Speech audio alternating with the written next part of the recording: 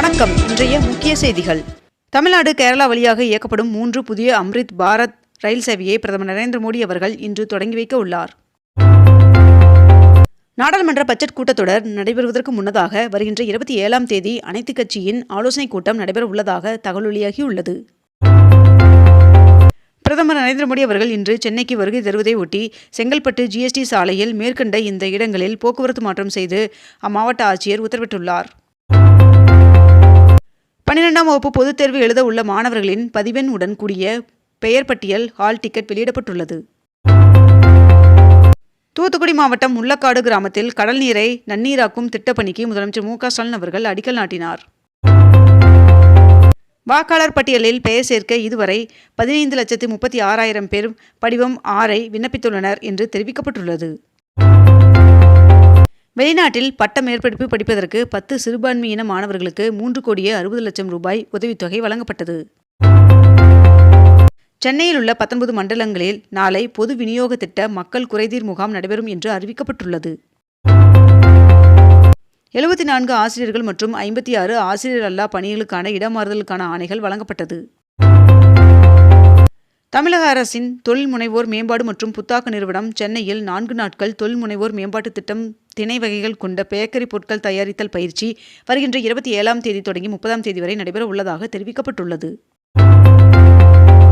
மந்தைவெளி பேருந்து முனையத்தில் அமைய உள்ள ஒருங்கிணைந்த பன்முக போக்குவரத்து வணிக வளாகத்திற்கு முதலமைச்சர் மு.க.ஸ்டாலின் அவர்கள் அடிக்கல் நாட்டினார். அனைத்து EV கார்களிலும் செயற்கை ஒளியை கட்டாயமாக்கியது ARAI அமைப்பு. தமிழகத்தில் திருச்சி, பெரம்பலூர், திருவண்ணாமலை, கள்ளக்குறிச்சி ஆகிய 4 மாவட்டங்களில் வருகின்ற 24ஆம் தேதி கனமழை பெய்ய வாய்ப்புள்ளதாக வானிலை மையம் தகவல் தெரிவித்துள்ளது. முதலமைச்சர் மு.க.ஸ்டாலின் அவர்கள் சென்னை தலைமை செயலகத்திலிருந்து பல்வேறு துறை சார்ந்த திட்டங்களை தொடங்கி வைத்தார். குடியரசுத் தலைவர் மாளிகையில் உள்ள அமிர்த தோட்டத்தை பொதுமக்கள் பார்வையிட பிப்ரவரி 3ஆம் தேதி முதல் மார்ச் 31ஆம் தேதி வரை அனுமதிக்கப்பட உள்ளதாக தகவல் வெளியாகியுள்ளது. தூத்துக்குடி மாவட்டம் முள்ளக்காடு கிராமத்தில் கடல் நீரை நன்னீராக்கும் திட்ட பணிகளுக்கு முதலமைச்சர் மு.க.ஸ்டாலின் அவர்கள் அடிக்கல் நாட்டினார். பழனி முருகன் சுவாமி கோவிலில் ஜனவரி 31ஆம் தேதி முதல் 3 நாட்கள் தரிசன கட்டணம் ரத்து செய்யப்படுவதாக தெரிவிக்கப்பட்டுள்ளது. சென்னை புத்தக காட்சியில் சுமார் 9 கோடி ரூபாய் வரை புத்தகங்கள் விற்பனையாகி உள்ளதாக தகவல் வெளியாகியுள்ளது. ஆசிரியர்கள் போராட்டம் விரைவில் முடிவுக்கு வரும் என்று பள்ளிக்கல்வித்துறை அமைச்சர் அன்பில் மகேஷ் அவர்கள் தெரிவித்துள்ளார். பிரதமர் நரேந்திர மோடி அவர்கள் இன்று சென்னை வருகை தருவதை ஒட்டி அதற்கான பயண திட்டம் வெளியிடப்பட்டுள்ளது. சென்னை பசுமை வழி சாலை இல்லத்தில் உள்ள அதிமுக பொதுச் செயலாளர் எடப்பாடி பழனிசாமி அவர்களை ஒன்றிய அமைச்சர் பியூஷ் கோயல் மற்றும் பாஜகவினர் சந்தித்தனர். திருப்பதியில் வருகின்ற 25ஆம் தேதி ரத சப்தமியை ஒட்டி VIP சிறப்பு தரிசனங்கள் ரத்து செய்யப்படுவதாக தேவஸ்தானம் அறிவித்துள்ளது.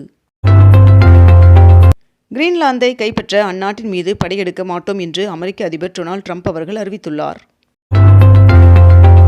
22 கேரட் ஆபண தங்கத்தின் விலை சவரனுக்கு ஒரே நாளில் 1,720 ரூபாய் குறைந்து 1 சவரன் 1,13,600 ரூபாயாகவும் 1 கிராம் 14,200 ரூபாய்க்கும் விற்பனை செய்யப்பட்டு வருகிறது. இதனைத் தொடர்ந்து 1 கிராம் வெள்ளியின் விலை கிராமிற்கு 5 ரூபாய் குறைந்து 1 கிராம் வெள்ளி 340 ரூபாய்க்கு விற்பனை செய்யப்பட்டு வருகிறது. சென்னை மாநகரில் 20 AC மின்சார இரட்டை அடுக்கு பேருந்துகளை இயக்க மாநகர போக்குவரத்து கழகம் திட்டமிட்டுள்ளதாக தகவல் வெளியாகியுள்ளது. அதிமுகவின் முன்னாள் அமைச்சரும் பன்னீர்செல்வம் அவர்களின் ஆதரவாளருமான வைத்திலிங்கம் அவர்கள் முதலமைச்சர் மு.க.ஸ்டாலின் அவர்கள் முன்னிலையில் திமுகவில் இணைந்து கொண்டார். பூந்தமல்லி வடபழனி இடையே மெட்ரோ ரயில் சேவைக்கு ரயில்வே வாரியம் இறுதிக்கட்ட ஒப்புதல் வழங்கியுள்ளது. திண்டிவனம் ரயில் நிலையத்தில் உரிய ஆவணங்களின்றி எடுத்து சென்ற 45 லட்சம் மதிப்பிலான வெள்ளி பறிமுதல் செய்யப்பட்டது. திருச்சி மாவட்டம் துவாக்குடி அருகே காரில் கொண்டு செல்லப்பட்ட 8 லட்சம் ரூபாய் மதிப்புடைய 200 ரூபாய் கள்ளநோட்டுகளை போலீசார் பறிமுதல் செய்தனர். நெல்லை மானூர் அருகே 453 ஆண்டுகள் பழமையான கல்வெட்டும் ஆங்கிலேயர் காலத்தை சேர்ந்த பீரங்கி குண்டுகளும் கண்டெடுக்கப்பட்டுள்ளன.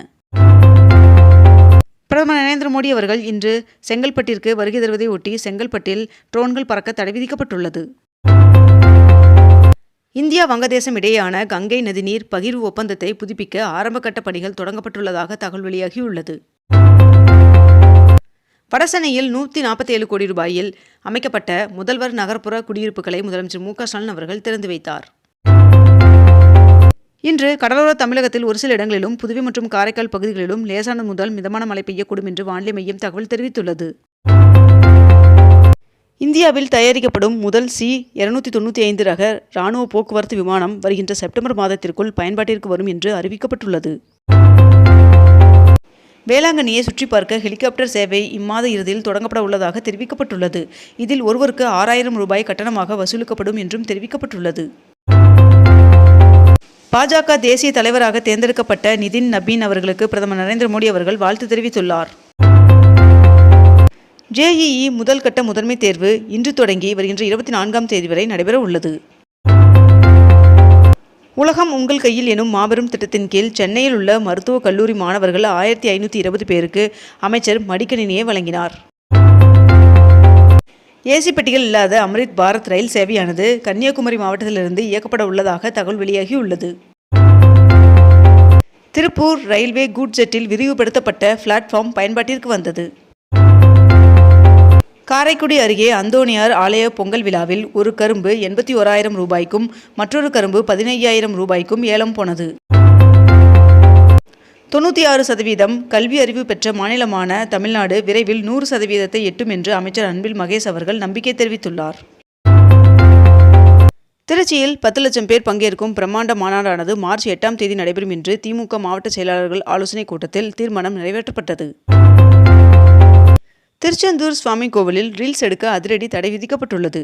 மீறினால் செல்போன் கேமரா பறிமுதல் செய்யப்படும் என்றும் தெரிவிக்கப்பட்டுள்ளது. பிரிக்ஸ் நாடுகளின் அதிகாரப்பூர்வ டிஜிட்டல் நாணயங்களை ஒன்றிணைக்க ஒன்றிய அரசிற்கு ரிசர்வ் வங்கி பரிந்துரை வழங்கியுள்ளது. தமிழகத்தில் மாநகராட்சிகள், நகராட்சிகள் மற்றும் பேரூராட்சிகளில் மழையால் சேதமான சாலைகளை சீரமைக்க 1000 கோடி ரூபாயை தமிழ்நாடு அரசு ஒதுக்கீடு செய்துள்ளது.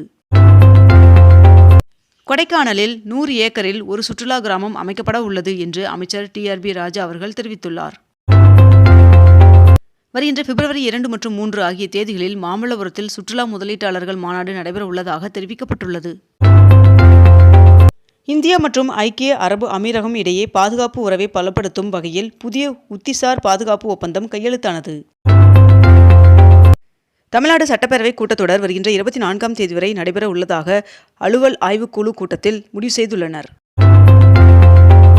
காசா அமைதி குழுவில் இணைய பிரதமர் நரேந்திர மோடி அவர்களுக்கு அமெரிக்க அதிபர் ட்ரம்ப் அவர்கள் அழைப்பு விடுத்துள்ளார் என்று தகவல் வெளியாகியுள்ளது. தமிழ்நாடு பதிவுத்துறையில் நவீன மாற்றத்தை கொண்டுவரும் வகையில் ஸ்டார் 3.0 என்ற புதிய மென்பொருள் தளம் அறிமுகப்படுத்தப்பட உள்ளதாக தகவல் வெளியாகியுள்ளது. இத்துடன் இன்றைய தலைப்புச் செய்திகள் நிறைவடைகின்றன. மேலும் இதுபோன்ற அண்மை தகவல்களை உடனுக்குடன் தெரிந்து கொள்ள அக்னிபூ சேனலை சப்ஸ்கிரைப் செய்து கொண்டு தொடர்ந்து இணைந்திருங்கள். நன்றி, வணக்கம்.